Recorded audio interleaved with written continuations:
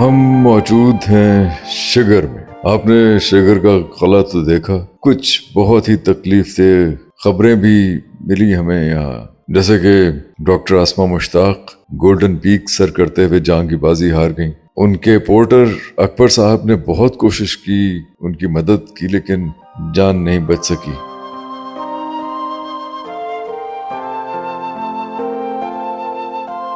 ہیلی copter کا انتظام تو ہو گیا، لیکن بہت ہی افسوسناک بات یہ ہے کہ ڈاکٹر آسمہ مشتاق کی ڈیڈ باڈی ہیلی کاپٹر تک پہنچ نہیں سکتی. اس سے بھی زیادہ افسوسناک رویہ ان لوگوں کا ہے، ان کمپنیز کا ہے، ان کو پہما ٹیموں کا ہے جو انہیں راستے میں چھوڑ آئیں یا جنہوں نے وعدہ کیا کہ وہ بیس کیمپ تک لائیں گے اور نہیں لا سکے. بے حسی کا عالم یہ بھی رہا کہ ان کے گھر والوں کے ساتھ پیسے کے لین دین مول تول کرنے میں بہت سی کمپنیز نے، اداروں نے، لوگوں نے وقت ضائع کیا اور موسم بدل گیا.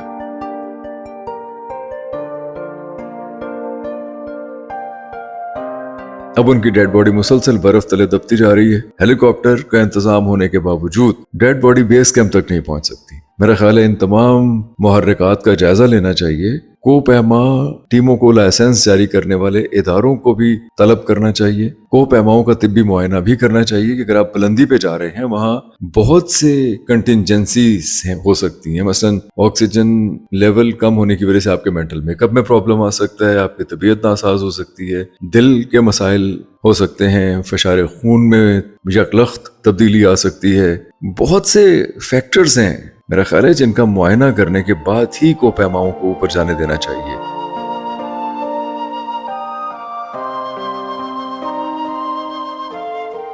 ڈاکٹر آسمہ گو کے ایک سیزنڈ اور باقاعدہ کو پیما تھیں، لیکن انہوں نے خود کو ایکلیمیٹائز نہیں کیا موسمی حالات کے مطابق. طبیعت کی ناسازی میں میرا خیال ہے کہ زیادہ بڑا مسئلہ یہی رہا. لیکن اس کے بعد جو کچھ ہوا، ان کی ڈیڈ باڈی کو فوری طور پہ بیس کیمپ تک لایا جانا چاہیے تھا. اس کے بعد پیسوں ویسوں کی بات ہوتی، مول تول ہوتا، لیکن یہ بہت ہی بے حسی کا ثبوت دیا گیا. میرا خیال ہے اس کی کچھ پراپر پلاننگ ہونی چاہیے.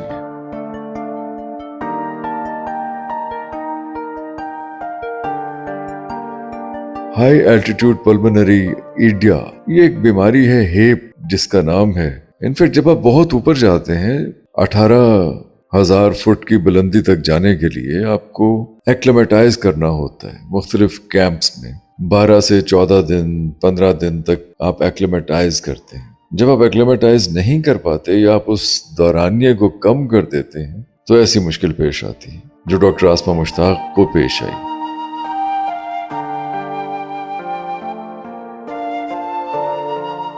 تو ہماری تو گزارش ہے کہ یہ بہت بڑے لوگ ہیں، یہ جو ماؤنٹینئرز ہیں، میں تو رشک کرتا ہوں ان کی زندگیوں پہ. یہ کیا جذبہ ہے کہ ولڈرنس میں اکیلے یا ایکسپیڈیشن کے ساتھ بھی آپ ایک پہاڑ کو سر کرنے چلتے ہیں. یہ منظر سے لطف اندوز ہونا ایک بات ہے، لیکن فتح کا احساس، دنیا کے سب سے بلند پہاڑ کے سینے پر کھڑے ہو کے اپنے ملک کا جھنڈا گاڑنا، اپنی کوئی نشانی چھوڑنا، یہ کیا احساس ہوگا. شاید یہ ایک سینس آف اچیومنٹ ہے، اور ایسی سینس آف اچیومنٹ ہے کہ آپ ساری زندگی اس نشے میں مخمور رہتے ہیں.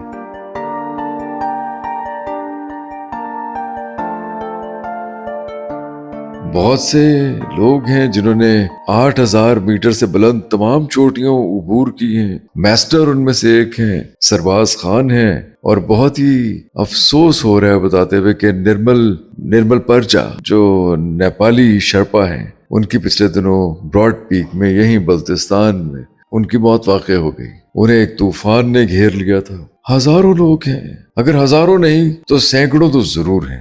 ہر برس ہمیں خبریں ملتی ہیں، کوئی کو پیما طوفان کی زد میں آ گیا، ایولانچ کی زد میں آ گیا، کوئی باٹل نیک میں پھنس گیا. ہمارے بہت ہی پیارے محمد علی ستپارہ، آج ہم جائیں گے ستپارہ لیک، ستپارہ گاؤں ہے وہاں. محمد علی ستپارہ وہاں سے تعلق رکھتے تھے، باٹل نیک کا شکار ہو گئے وہ.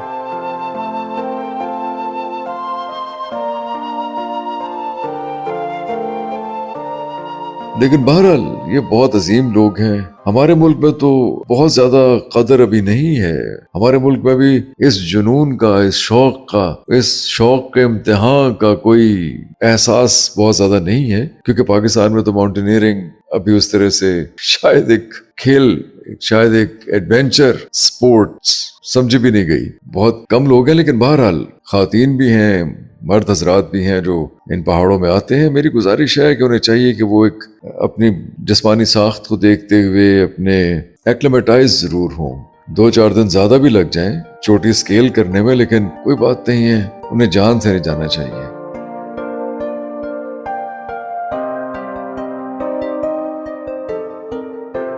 بڑی بڑی کہانیاں ہیں، خوبصورت کہانی. میرا جی چاہتا ہے کہ میں کبھی ان تمام کہانیوں پہ ایک فلم بناؤں، اور وہ ان ماؤنٹینئرز کے بارے میں ہو جو کیا سوچ کے اس ولڈرنس میں، اس ویرانے میں، اس خرابے میں آئے، کیا سوچ کے اتنے بلند پہاڑ پہ چڑھنے کا رسک لیتے رہے، اور ایک بار نہیں کئی بار. مجھے یاد ہے ایلیسن ہرگیز اور ٹام بلارڈ کی کہانی، دونوں ماں بیٹا. 13 مئی 1995 جب ایک عورت دنیا کی بلند ترین چوٹی کی سمٹ پر اپنے خوابوں کے ساتھ موجود تھی اور اس کا 6 سالہ بیٹا نیچے بیس کیمپ میں کھلونے سے کھیل رہا تھا، وہ خاتون تھی ایلیسن ہرگیز.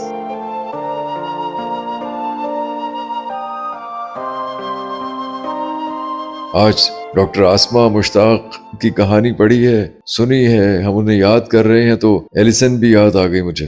یہ پہاڑ، ان میں ایک عجیب کشش ہے.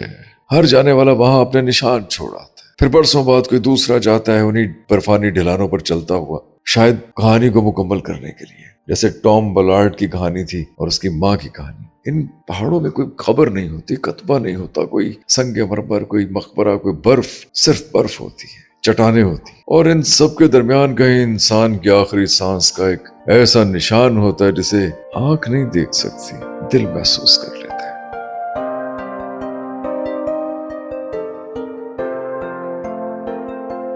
ایلیسن ہرگیز ایسی ہی ایک عورت تھی، اور ٹام بلارڈ اسی نشان کو ڈھونڈتے ڈھونڈتے وہاں تک پہنچا تھا. ڈاکٹر آسما مشتاق، محمد علی ستپارہ، نرمل پرجا، یہ سب وہی لوگ تھے جو ان نشانوں کو ڈھونڈتے ہوئے جاتے. سانس پر قابو نہیں رکھ سکی تھی ایلیسن، بالکل ڈاکٹر آسما مشتاق کی طرح، اور انہی پہاڑوں میں کہیں گم گئیں.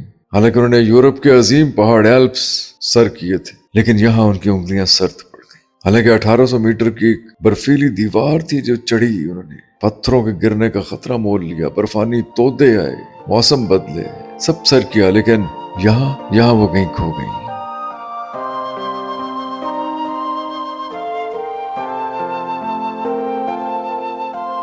ایلیسن کے زمانے میں کوہ پیمائی کوئی آسان کام نہیں تھا.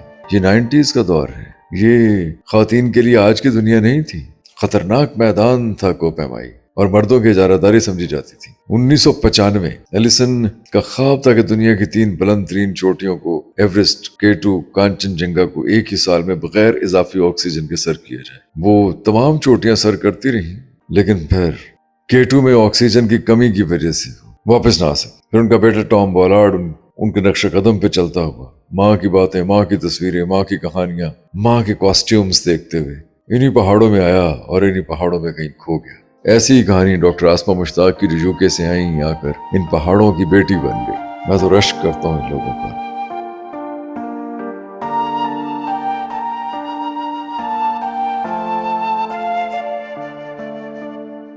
موج صبا رواں ہوئی، رقص جنوں بھی چاہیے، خیمہ گل کے پاس ہی دجلہ خون بھی چاہیے.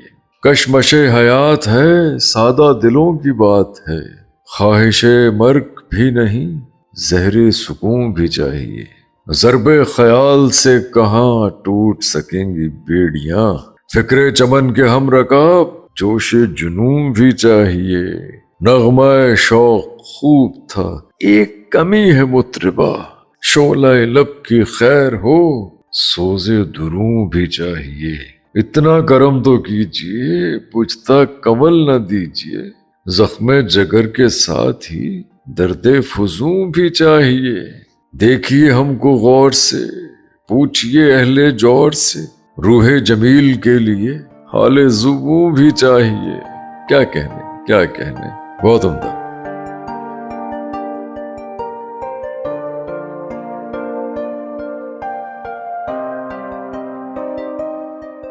ہم موجود ہیں شگر قلعے میں. شگر ایک بڑا زبردست قلعہ ہے، اور جس طرح سے اسے رینوویٹ کیا گیا، جس طرح اڈیپٹیو ری یوز میں لایا گیا، یہ ایک بہت زبردست مثال ہے تمام ہیریٹیج سائٹس کے لیے.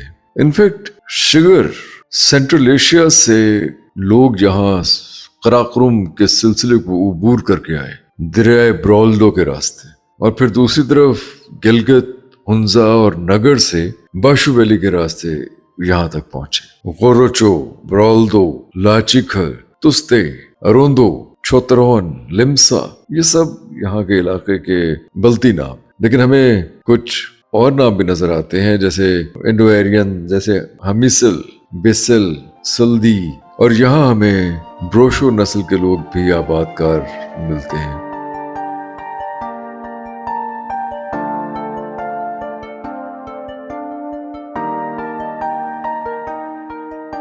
यारकन से आए हुए लोग भी हैं यहाँ। किर्गिज खून के आसार भी मिलते हैं। बड़ी खूबसूरत वैली है ये शिगर।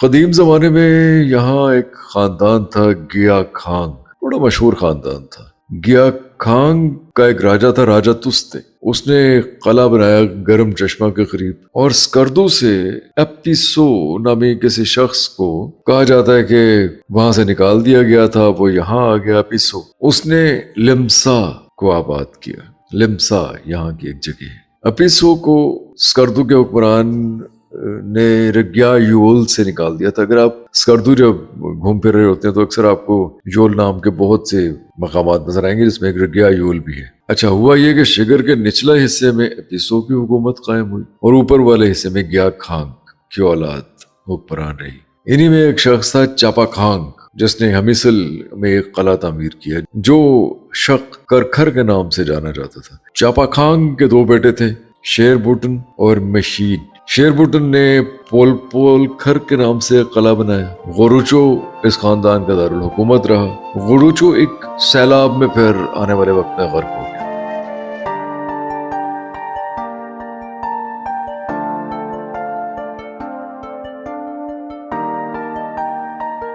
वो सैराब की भी लंबी कहानी है। एक देवमालाई कहानी यहाँ बहुत ज्यादा है। पूरे गिलगित बल्तिस्तान में हर पत्थर के पीछे एक देवमालाई कहानी है। इसके पस मंजर में भी एक देवमालाई कहानी है कि किसी पीर फकीर को अच्छा सलूक नहीं उनके साथ हुआ तो उसने बद्दुआ दी और सैलाब आ गया और सैलाब में गुड़ूचो गर्क हो गया। गुड़ूचो के सैलाब में गर्क होने के बाद मशीद हुक्मरान बना। उधर हुंजा के एक राजा ने नगर के राजा पे हमला कर दिया और फिर शिगर में मशीद को कत्ल करके हुक्मरान बन गया। शिगर के राजा अपने लिए अमाचा का लक़ब इख्तियार करते। मैंने एक बहुत लंबी स्टोरी थी जिसको बहुत छोटा सा कर दिया, सिर्फ शिगर का एक तारुफ देने के लिए कि यहाँ इख्तिदार की जंग चलती रही, हमें जैसे हर जगह चलती है। हुक्मरान एक दूसरे की टांगे भी खींचते रहे, कत्ल गारत भी करते रहे, मसनदे इख्तिदार पे भी बैठते रहे। अमाचा खानदान बहरहाल यहाँ बहुत ज्यादा मशहूर हुआ। फिर बहुत लंबे अरसे तक अमाचा खानदान यहाँ रहा।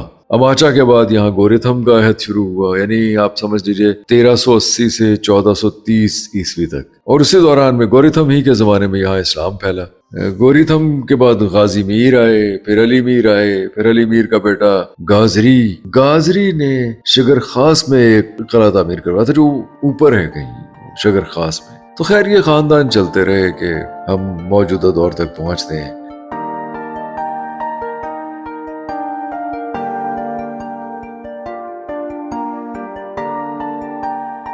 और क्या मंजर है, आप देखिए जब आप शिगर से आ रहे हो नीचे उतर रहे होते हैं तो सहरा का कैसा खूबसूरत नजारा है तहद्दे नजर। ऊपर से ये मंजर ही कुछ और है, दूर तक दौड़ता हुआ ठंडा सहरा, बहुत ही खूबसूरत, बहुत खूबसूरत। मैं तो जैसे जैसे इस सहरा को देखता हूँ जाफर शिराज याद आ रहे हैं। दिल निकलता है तो सामान सफर ढूंढते, रात पड़ती है तो हम अपनी खबर ढूंढते हैं, राब्ता कुछ तो रहे रूह का पाताल के साथ, आज भी हम तेरी आंखों में भंवर ढूंढते।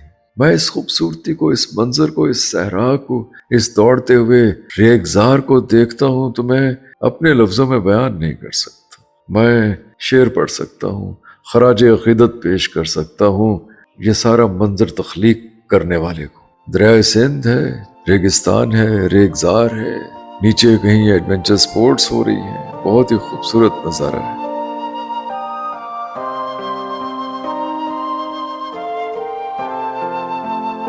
हमें पहुंचना है जी मंथल बुदा।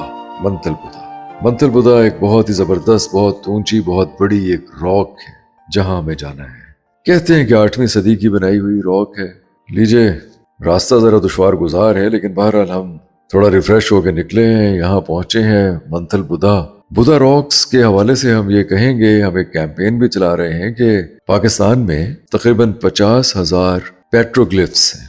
यानी पेट्रोग्लिफ्स यानी कि वो पत्थर जिनके ऊपर नक्शो निगार बने हैं। मिंटका पास से जब शिकारी आया करते थे वो कुछ नक्शो निगार बनाते थे, और पिलग्रिम्स, बुद्धिस्ट भिक्षु या बुद्धिस्ट पिलग्रिम्स आया करते थे तो वो भी नक्शो निगार बनाया करते थे। हमारा कहना ये है कि बहुत से छोटे पत्थर जो इधर उधर कहीं गुमशुदा हैं, उन्हें लेजर से काट के 10 से 12 किलोमीटर का एक लंबा सा म्यूजियम बनाना चाहिए, एक बड़ा सा म्यूजियम शाहराह कराकोरम के साथ साथ। जो बड़े पत्थर हैं जैसे ये मंथल बुधा, जैसे आप देख रहे हैं ये पत्थर, इन्हें ऐसे ही रहने देना चाहिए, इनकी सिर्फ हिफाजत की जानी चाहिए। टूरिस्ट को यहाँ भी आना चाहिए, आते भी हैं टूरिस्ट, लेकिन अभी बहुत से लोग जानते नहीं हैं बुद्धिज्म के बारे में और उसके हेरिटेज के बारे में खास तौर पे। ये हम चाहते हैं कि ये हो।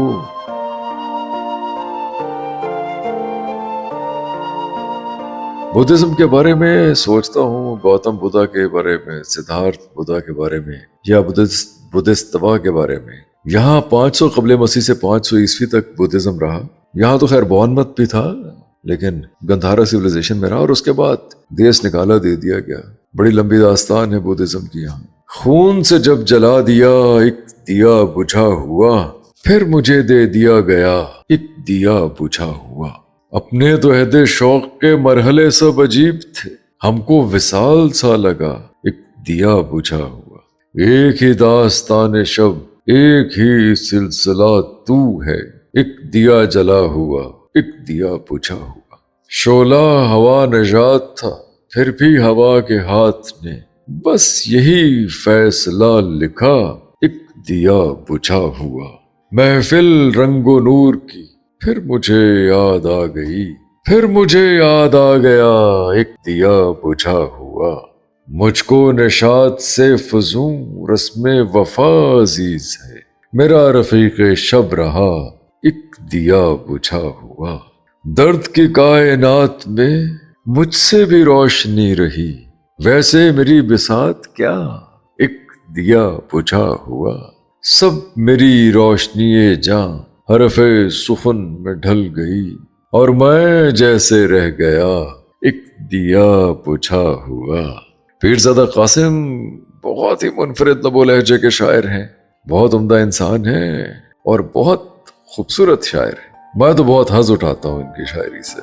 पीरज़ादा कासिम, ये है जी मंथल बुधा।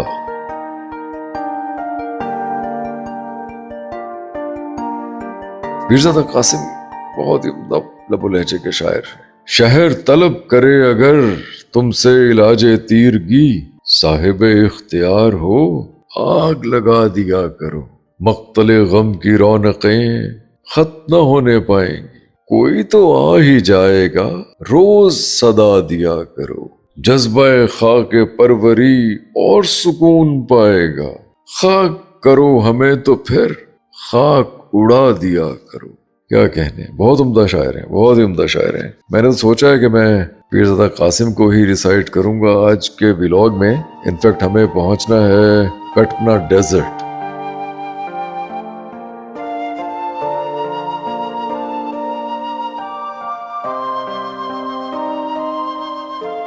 विजय साहब चलते चलते पहुंच ही गए हैं। इन मर्द दरो दीवार यहाँ मौजूद हैं और ये है कटपना डेजर्ट। कटपना डेजर्ट की शामें, यहाँ की सुबह बहुत ही खूबसूरत होती हैं। यहाँ एक दरिया के गुजरने से झील भी बन गई है। मुझे अफसोस है कि मैं बहुत सख्त दोपहर में यहाँ आया हूँ। अर्ली मॉर्निंग आना चाहिए था या बहुत शाम में आना चाहिए था, वक्त कम है। मुझे दरअसल जाना है गांचे, जो कि मेरी बड़ी ही पसंदीदा जगह है, खपलू गांचे। इसलिए मैं चाह रहा हूँ कि जितनी जगहों पे जा सकूँ स्कर्दू में चला जाऊँ। ये है जी कटपना डेजर्ट। सख्त धूप है, तेज धूप है, रोशनी है, सहरा है, पानी है, पत्थर है, क्या खूबसूरत मंजर है। और मैं सिर्फ शेर ही पढ़ता चला जा रहा हूँ। कटपना के बारे में बहुत सी बातें हैं, लेकिन मैं किसी ऐसे मूड में नहीं हूँ कि मैं बहुत सी इंफॉर्मेशन दूँ। आप आइए, कुछ मनाजिर ऐसे होते हैं जिनके बारे में बहुत कुछ बताया जा सकता है, लेकिन उसके बारे में बहुत सी इंफॉर्मेशन देना, बहुत सी बातें सुनाना हेच है उस एक निगाह के सामने जो बंदा यहाँ आके दौड़ाता है इस मंजर पे।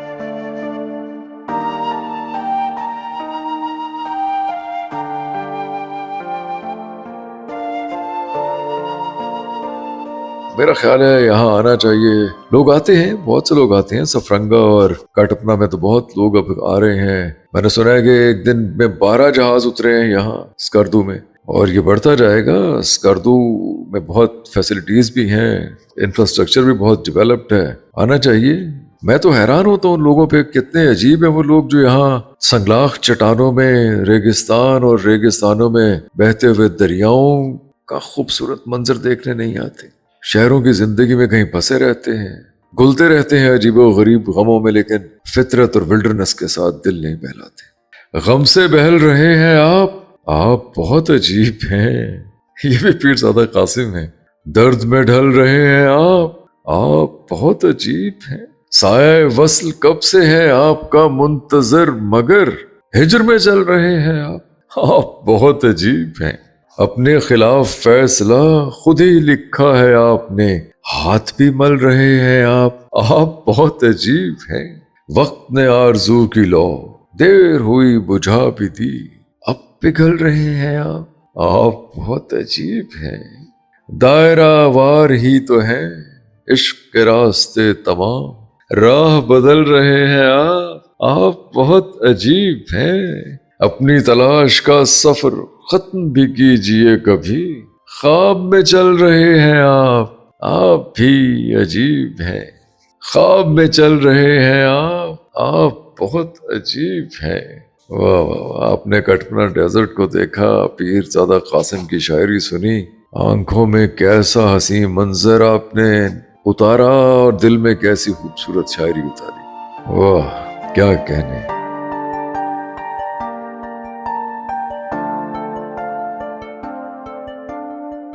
میں نے عرض کیا نا کہ یہاں اسکردو بہت ڈیولپڈ ہے. میں نے سنا تھا یہاں ایک بڑا ہی عمدہ ہاسپٹل ہے جو ایک کویتی آرگنائزیشن نے بنایا ہے, معارف فاؤنڈیشن والوں نے بنایا ہے.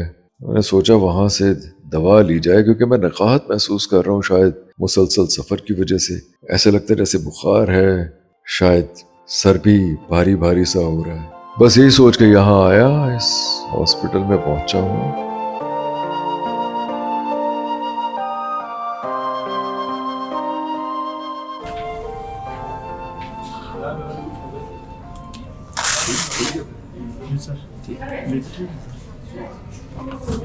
بلڈ پریشر آپ کا بالکل ٹھیک ہے سر, بالکل نارمل. بس آپ ریلیکس ہو جائیں, بی پی آپ کا بالکل ٹھیک ہے سر. بس آپ پانی شانی جوس شوس پیے سر. ٹھیک ہے سر. نہیں یار وہ مجھے چلیں.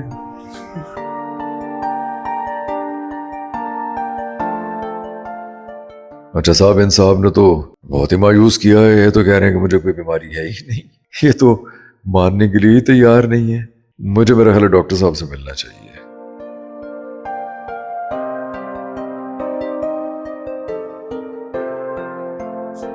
شاہ صاحب آپ کی بی پی جو ہے نا وہ بالکل نارمل ہے, ٹھیک ہے, اور اس سے پہلے بھی آپ کو کوئی مسئلہ تو نہیں ہے بی پی کا. تو آپ اوور اسٹریس لے رہے ہیں یا اوور تھنکنگ کر رہے ہیں, تو آپ ایسا نہ کریں, کوئی میڈیسن کی بھی ضرورت نہیں ہے. آپ کے پاس کوئی سائیکیٹرسٹ ہے, ان کے پاس چلا جاتا ہوں. ڈپریشن تو ختم ہونا چاہیے نا. یہ اس علاقے میں آپ ڈپریشن ختم کرنے کے لیے ہے نا, گھومیں گے پھریں گے تبھی ڈپریشن ختم ہوگا. دوائیوں پہ لگنا ضروری ہے آپ کو, اس کے اپنے سائڈ افیکٹ ہوتے ہیں دوائیوں کے. آپ پہلے ڈاکٹر ہیں جو میڈیسن دیے بغیر کہہ رہے ہیں کہ مریض ٹھیک ہو جائے. دیکھیں جو چیز آپ اپنے سیلف ولنگ سے اگر ٹھیک کر سکتے ہیں, اگر آپ سیلف ڈٹرمنیشن ہو کہ بھائی میں نے اسے جان چھڑانا ہے, تو اس کے لیے میڈیسن کی کیا ضرورت ہے.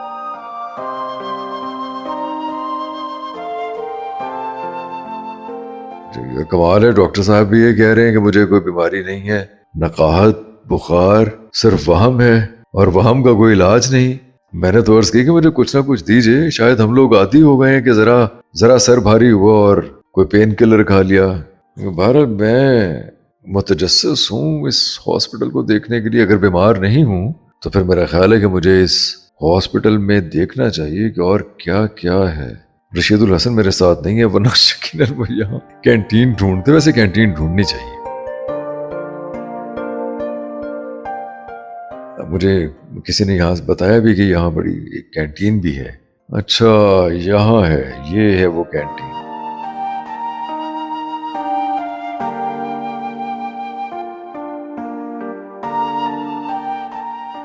اور میں حیران ہوں, بہت ہی عمدہ ہاسپٹل ہے. ویسے تو میں نے دیکھا ڈی ایچ کیو مختلف استور میں بھی، ہنزا میں بھی ضلعی ہسپتال کافی اچھے ہوتے ہیں، لیکن یہ تو بہت ہی state of the art hospital ہے. تو محسوس ہوتا ہے کہ جیسے کسی بہت بڑے شہر کا بہت پیسہ لگایا گیا ہے، ہر چیز صاف ستھری ہے، عمدہ ہاسپٹل ہے. اچھا، جب بیمار ہی نہیں ہے تو میرا خیال ہے پھر بھوک ہی لگی ہوگی. بس یہ سوچ کے ہم ادھر آ گئے ہیں کھوج ریسٹورینٹ، دوبارہ شگر کے راستے ہی میں. یہ بھی بڑا state of the art restaurant ہے. میں یہاں ٹھہرا تو نہیں ہوں کبھی، لیکن یہ منظر بڑا خوبصورت ہے. جنگل ہے، پہاڑ ہیں، دریا بہتا ہے، اور دریا کے کنارے ہی یہ ہوٹل ہے، ریسٹورینٹ ہے. ہمارے ساتھ رہیے، اپنی رائے دیجیے، اپنے کامنٹ کیجیے. آپ کے کامنٹ ہمارے لیے بہت معتبر ہے.